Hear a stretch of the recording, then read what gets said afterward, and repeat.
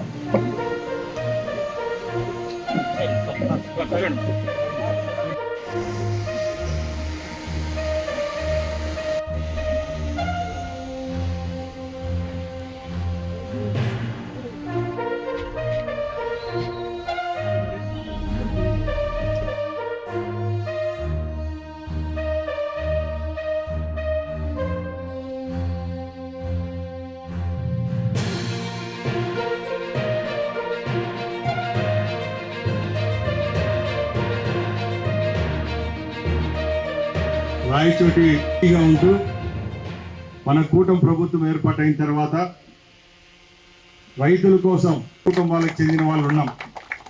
గత ప్రభుత్వంలో రైతు అప్లికేషన్ పెట్టుకుంటాడో అలాంటి వారిని ఆఫీసుల చుట్టూ తిప్పకుండా న్యాయం చేయాలని ఒక సంకల్పంతో మనం 20 నెలలు పనిచేయడం జరిగింది. దానిలో భాగంగా మన రాయచోటి ఈగా పనిచేసిన యుగంధర్ గారి పాత్ర చాలా ఉంది. రైతులందరి తరపున, మన కార్యకర్తల తరపున అందరూ ఏ సమస్య ఉన్నా కూడా వేసేస్తే డబ్బులు రావు. పై నుంచి కూడా ఖచ్చితంగా ఏ పనైనా చేయాలనుకున్నప్పుడు దీనికి ఒక 5-6 మంది శ్రమ ఖచ్చితంగా ఇక్కడ ఆఫీస్ కార్డు ఇచ్చినప్పుడు ఖచ్చితంగా దాంట్లో ఈ పేపర్ ఉందా లేదా, ఆధార్ కార్డు ఉందా లేదా, అడ్రస్ ఉందా లేదా, దీని బిల్లు డేట్లు అయిపోయినాయా, లేకపోతే తమిళనాడు హాస్పిటల్ అలాంటిది ప్రభుత్వం ద్వారా ఒకే రోజు 2,19,00,000 డబ్బులు తీసుకొని వచ్చినామంటే దీనికి ఈడ కష్టం వచ్చిన చంద్రబాబు నాయుడు గారికి అలాగే కూటమి ప్రభుత్వానికి ఉంటాడు.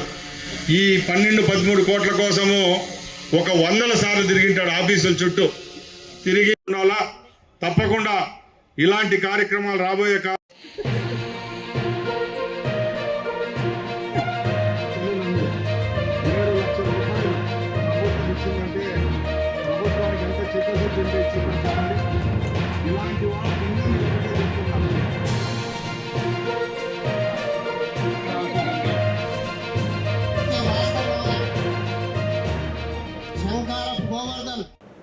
కేంద్రంలో నరేంద్ర మోడీ గారు, రాష్ట్రంలో చంద్రబాబు నాయుడు గారు, పవన్ కళ్యాణ్ గారి నాయకత్వంలో రాష్ట్ర వ్యాప్తంగా సంక్షేమం, అభివృద్ధి 2 కన్నులుగా ఇక్కడ పరిపాలన సాగుతూ ఉంది.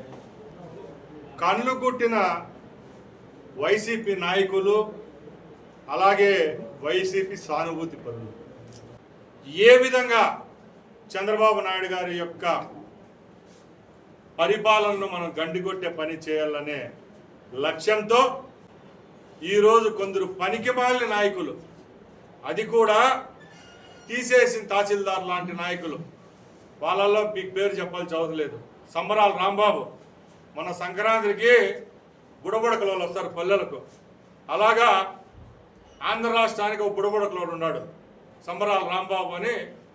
జగన్మోహన్ రెడ్డి కూడా అతను ఒక టిష్యూ పేపర్ చూసినట్టు చూస్తాడు. జగన్మోహన్ రెడ్డి మెప్పు కోసం పనిచేసే నాయకులు 10 మందిలో ఇతను ఒకడు. అలాంటి వ్యక్తి కండ కావరం ఎక్కి మీడియా సమక్షాన 4 పర్యాయాలు ముఖ్యమంత్రిగా చేసిన పెద్ద మనిషిని నోటికి వచ్చినట్టు మాట్లాడడం ఏవైనా సబవా అని అడుగుతున్నాం.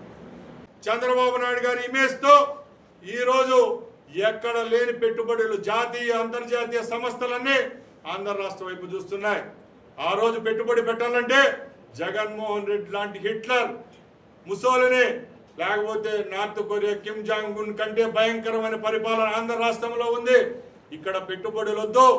ఆ రోజు చంద్రబాబు నాయుడు గారితో చేసుకున్న ఎంఓయూలను కూడా రద్దు చేసుకొని చెన్నైకో లేకుంటే బెంగళూరుకో లేకపోతే పూనాకు పారిపోయే పరిస్థితి నుంచి రాష్ట్రాన్ని మళ్ళా మేల్కొనే విధంగా చేసిన ఘనత చంద్రబాబు నాయుడు గారికి, లోకేష్ బాబుకి దక్కింది. సజ్జల రామకృష్ణారెడ్డి వార్డు మెంబర్ కంటే ఎక్కువ, సర్పంచ్ కంటే తక్కువ. నీ పేరు సజ్జల రామకృష్ణారెడ్డి కాదు, గజ్జల రామకృష్ణారెడ్డి. గజ్జల గల్గల్ అంటే ఏదో రామకృష్ణారెడ్డి. అలాంటి రామకృష్ణారెడ్డి కూడా చంద్రబాబు నాయుడు గారి గురించి వ్యంగ్యంగా మాట్లాడతారు. ఇవన్నీ పక్కన పెట్టండి. మేము తెలుగుదేశం పార్టీ సైనికులుగా అడుగుతున్నాం.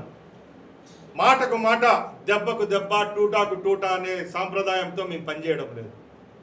గాంధేయవాదం మా నాయకుని యొక్క అజెండా. రాష్ట్రాన్ని అభివృద్ధి చేయాలా, మన బిడ్డలకు భవిష్యత్తు కల్పించాలా. ఈ రాష్ట్రంలో భయానకమైన పరిస్థితులు వస్తే పెట్టుబడిదారులు మళ్ళీ ఈ రాష్ట్రం నుంచి వెళ్ళిపోతారు. ఇక్కడ రాజకీయంగా ఏ విధమైన సమస్యలు లేవనెత్తినా కూడా ఆంధ్ర రాష్ట్ర బ్రాండ్ దెబ్బతింటుందని చెప్పి 20 నెలలు మేము వేచి చూసాం. మాలో సహనం కోల్పోయే పరిస్థితి మీరు తీసుకొని రావద్దండి. సంబరాల రాంబాబుకు, అలాగే లిగ్గర్ రమేష్కు, అలాగే గజ్జల రామకృష్ణారెడ్డి గారికి ఇలాంటి ఎవరైతే మీడియాకి ఎక్కి పిచ్చి కుక్కల్లాగా వాగుతున్నారో వాళ్ళందరికీ ఖబర్దార్ అని చెప్తున్నాం.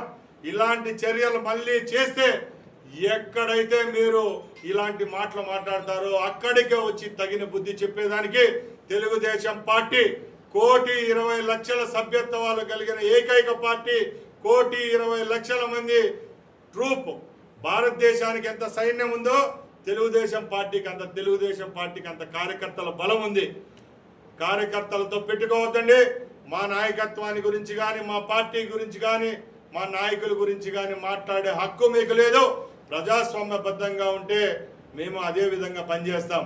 అంతే తప్పక రెచ్చగొట్టే ధోరణిలో ఈ రాష్ట్రంలో మీడియా ఉంది, సోషల్ మీడియా ఉంది, ప్రింట్ మీడియా ఉంది.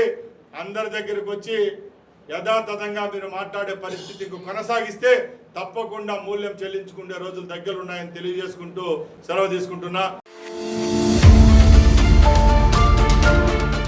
అల్లూరి సీతారామరాజు జిల్లా ముంచంగిపుట్ట మండలంలోని పేదగూడ పంచాయతీ పరిధిలో పనస నుంచి సారథి వరకు తారు రోడ్డు నిర్మాణం పూర్తి చేయాలని గిరిజనులు సోమవారం డిమాండ్ చేశారు. పనస నుంచి సారథి వరకు 2 కిలోమీటర్ల తారు రోడ్డు నిర్మాణం పూర్తి కాగా 80 గ్రామాల గిరిజనులు అత్యవసర పరిస్థితుల్లో రాకపోకలకు తీవ్ర ఇబ్బందులు పడుతున్నామన్నారు. రోడ్డు నిర్మాణం పూర్తి చేయాలని అధికారులకు ఎన్నోసార్లు విన్నవించుకున్నా పట్టించుకోక ఇంటింటికి చందాలతో పాటు గిరిజన ఉద్యోగుల సహకారంతో సొంతంగా రోడ్డు నిర్మాణం చేపట్టామని వాపోయారు. ఇప్పటికైనా కూటమి ప్రభుత్వం స్పందించి ఈ రోడ్డు నిర్మాణం పూర్తి చేసి తమ రవాణా కష్టాలు తీర్చాలని కోరుకుంటున్నారు. గ్రామము పెదగూడ పంచాయతీ ముంచింగిపుట్టు మండలం అల్లూరి సీతారామరాజు జిల్లా అండి. మా గ్రామానికి సరైన రోడ్డు మార్గం లేదు. కావున ప్రజలు చాలా అవస్థ పడుతున్నారు.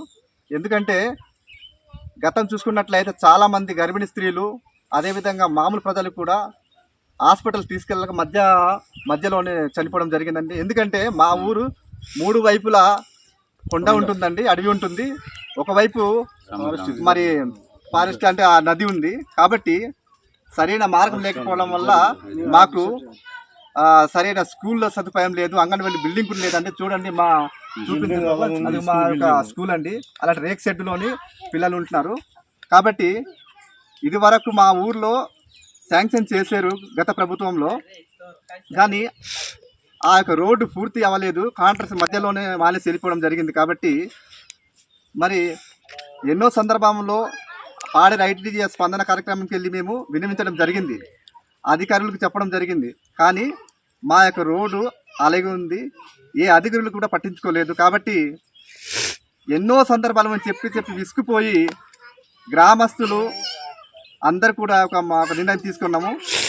అందరూ చందాలు ఎత్తుకొని, అదేవిధంగా మా ఊర్లో ఉన్నటువంటి కొంతమంది ఉద్యోగస్తులకి మరి వాళ్ళ నుంచి కొంత నగదుని మేము డొనేషన్ చేసుకొని, అదేవిధంగా సారథి గ్రామానికి కొంతమంది మిత్రుల దగ్గర కూడా కొంత చందా తీసుకొని మా సొంత నిధులతోనూ మళ్ళీ ఆ ఆగిపోయిన రోడ్ని మేము స్వయంగా మళ్ళీ నిర్మించుకోవడం జరుగుతుంది. కాబట్టి ఈ యొక్క ప్రభుత్వము మా యొక్క బాధల్ని అర్థం చేసుకొని మా యొక్క రోడ్డుని సదుపాయాన్ని కల్పించాలని మేము మీకు కోరుకుంటున్నాం సార్. అదేవిధంగా ఈ రోడ్డు నిర్మించినట్లయితే కేవలం ఈ పనస గ్రామానికే మరి సౌకర్యం లేదండి.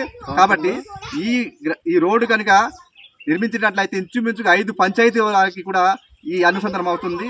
అనగా ఇంచుమించుగా 50 నుంచి 60 గ్రామాలకి అనుసంధానం అవుతున్నాయి ఈ రోడ్డు నిర్మించినట్లయితే. కాబట్టి మరి ప్రభుత్వం వారు మా యొక్క మనవిని స్వీకరించి మా యొక్క ఈ రోడ్ని నిర్మించాలని కోరుకుంటాం సార్. అలాగే పనస గ్రామంలో 50 కుటుంబాలు జీవిస్తున్నాము. సుమారు 200 మంది పైగా జనాభా ఉన్నాము. ఇలాంటప్పుడు ఈ గవర్నమెంట్ని స్పందించి మా బాధలు అర్థం చేసుకొని వెంటనే రోడ్డు గ్రాంట్ చేస్తారని కోరుతున్నాం. లైక్ చేయండి, షేర్ చేయండి, సబ్స్క్రైబ్ చేయండి. మరిన్ని వీడియోల కోసం బెల్ సింబల్ పై క్లిక్ చేయండి.